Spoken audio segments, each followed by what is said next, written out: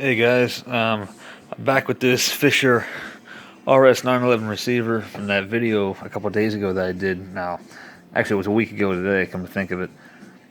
But it was only uploaded a few days ago, I'm pretty sure, because I got hit by the copyright police. But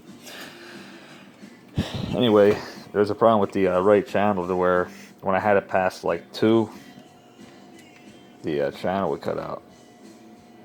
So today, we're going to fix it. Now, I went on there looking for parts, and I actually found the whole entire board. So, we're going to go ahead and put this in. Now, I'm just going to do one step at a time and then pause it. As you see, these wires have to be put in. I have a label maker to label them, because you got to label them identical. That way you don't mess the wiring up.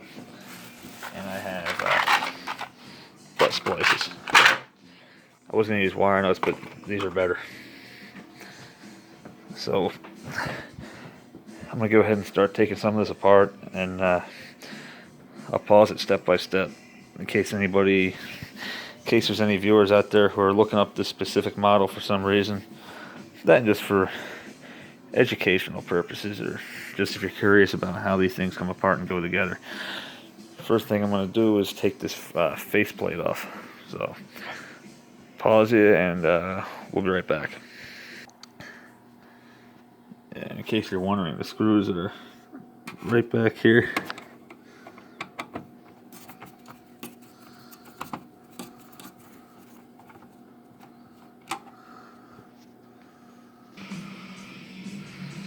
I got those screws out, and there's also 3 screws here in the bottom that need to come out.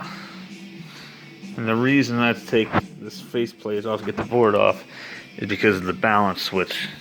The balance switch here, as you can see, is permanently mounted onto the board. Yeah, sorry about the mess. Alright, next step is going to be to unplug these. There's 3 clips here. One, the second one, and then one over here that these all connect to, and you just got to take that and pull it out like so. 1,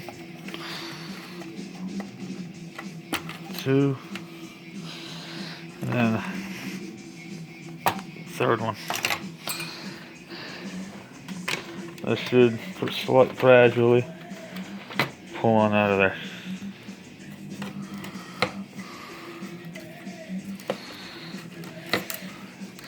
So whatever you do, don't force it. It's only gonna come back and bite you.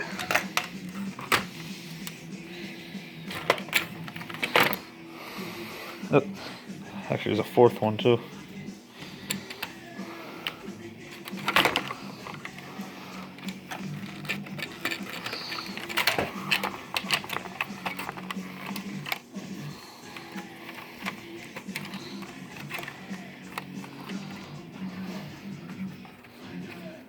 Be very careful not to damage any of the ribbon cables, because you ain't going to be able to find replacements for them unless you get really lucky. There's a balance switch that just kind of comes out like that. Need a smaller screwdriver.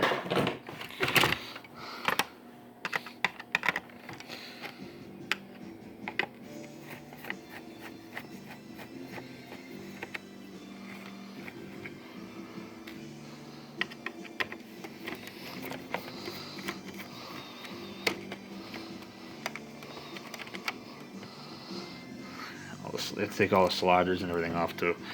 Alright, so now you have this completely apart, and put it safely off to the side so it won't get damaged. Oh, now this part, when I got it through, I had to take all this apart and clean it, all the buttons and shit with contact cleaner. I got all the buttons to work flawlessly.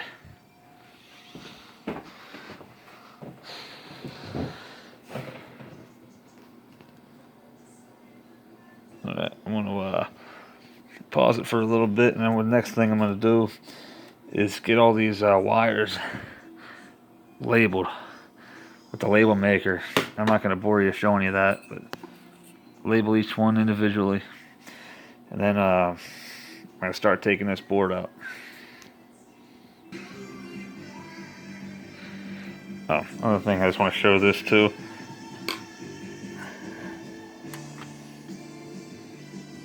More so for myself than anybody else. That way, if I forget exactly the hell I did, it'll be here on tape.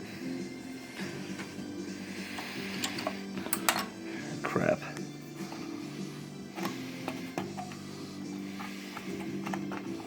Damn. Yeah, I hit my self with the hammer the other day. It still hurts. Alright.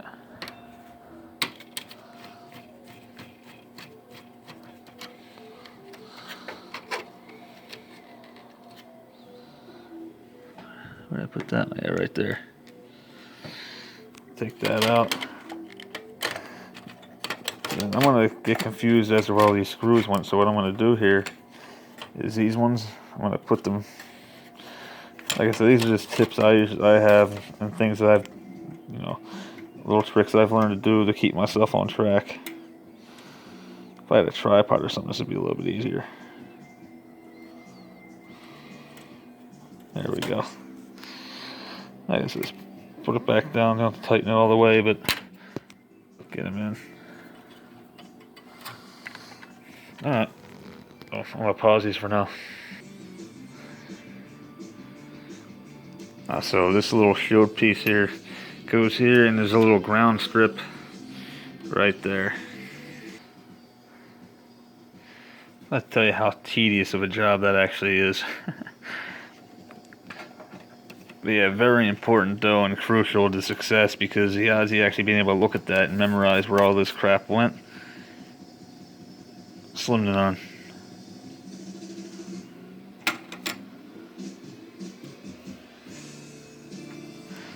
I got these two here.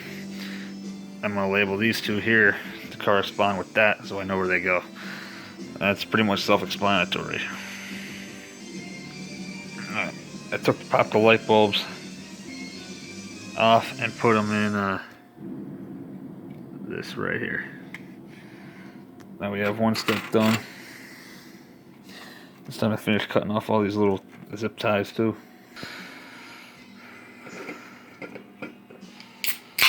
Alright guys, that was tedious as hell. Anyway, I got everything labeled and trim connectors on, and I got the replacement board with corresponding wires labeled in the same fashion for a pretty cut and dry installation, hopefully. Now I can just start on this, getting these boards out of here. These go to the heat sink in the back, and I'm gonna get started on that.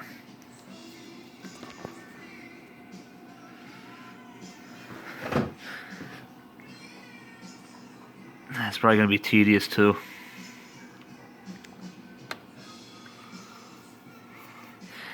This thing looks brand new actually. Look at the bulbs.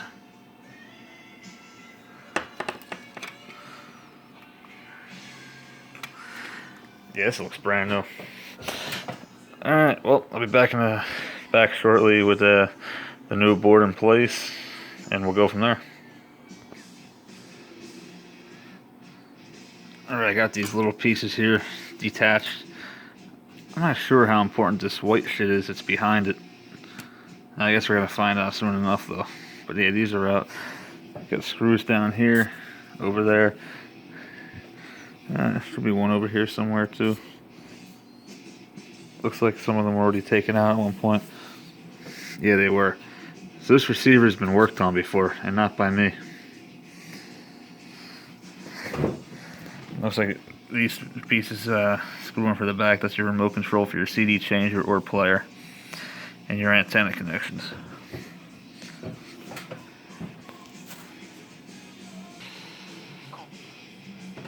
Alright, I got the old one out. New one's ready to go in.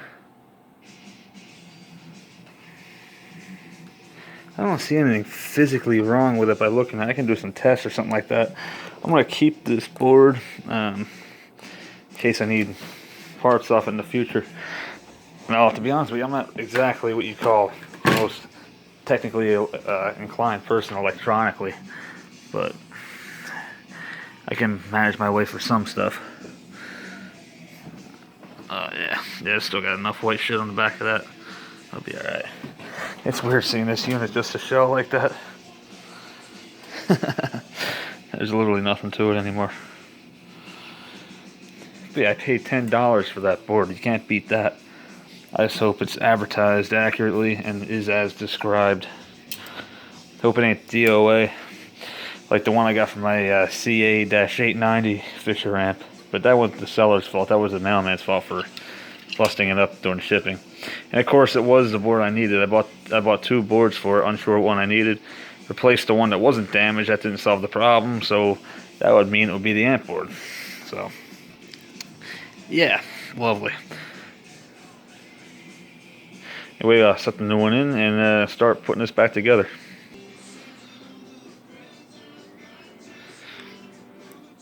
Yeah, the new board is in. Gotta mount a few of the switches here, and then we can get started on connections, and then hopefully next time I have this up, we'll be getting ready to try it. That's everything. So I'm gonna get started on the faceplate. That's all back together. Everything's crimped. I'd say so far this was a success, but that'll really be determined when we plug it in and fire it up. But gotta put the faceplate back on, maybe like 10-15 minutes tops. I'll be ready to try it out.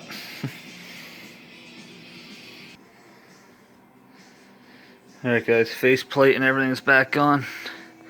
It's a nice looking receiver. And we put the cover and shit back on, and we'll be ready to try it out. Alright, here's the moment of truth. I did not plug this in yet. Get a little Fisher, I can get to zoom in. I always like these plugs. Anyway, we're going to try it out quick. I don't have speakers hooked up yet.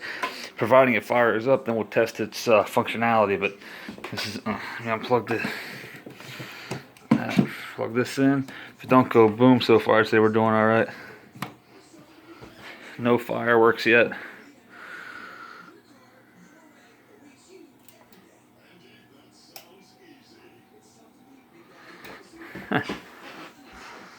Alright, that's promising enough.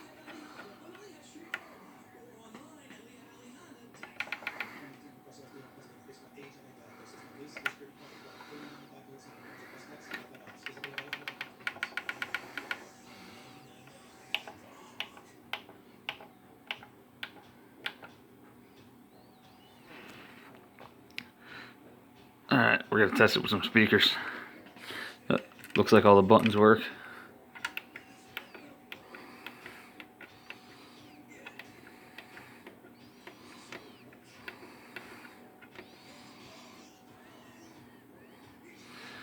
Alright, we're going out to the garage and hooking some speakers up.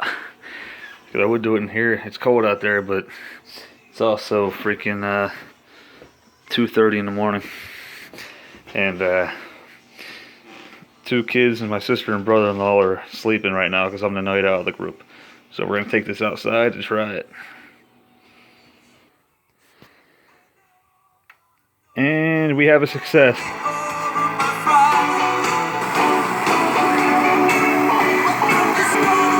That's the static from the radio.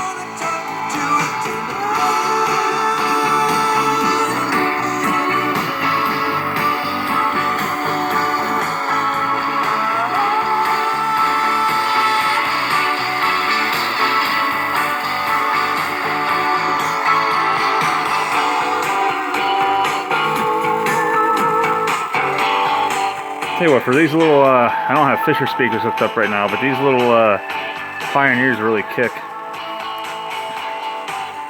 My phone's doing that thing again. It was working fine for the most part this whole video. Now all of a sudden it's going to be a little bit of a pain in the ass.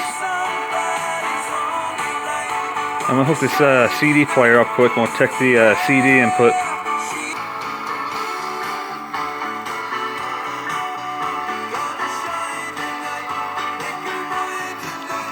The equalizer seems to work good.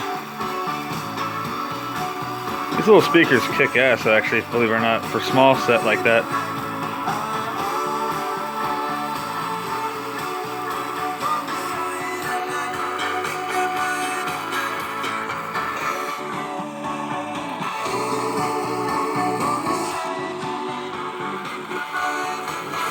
It's where the valley goes for classic rock. We will rock it. 99.9 The Hog. Alright, I'm gonna pause. I gotta see what's up with this freaking lag. This is terrible. Absolutely terrible.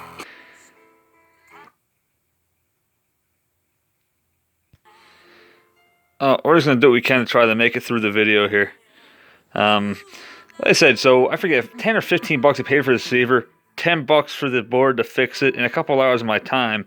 And now I have a great receiver that'll outlast anything made today, and as long as it's freaking used right, I'll get years and years of enjoyment out of it. And I may have plans for this setup if all goes as planned. But yeah, hopefully I didn't bore you guys too bad with my with my video here. But anyway, let me know what you guys think, and if anyone else is messing with one of these receivers, maybe I was able to help. On that note, let's finish it off. Great song.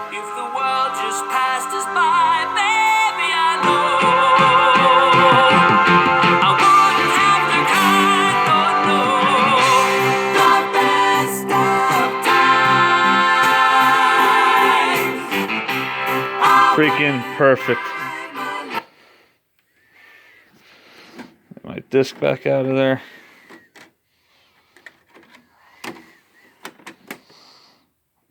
Yeah, this lag is god awful. Well, guys, thanks for watching, and comments, let me know what you think, feedback, whatever.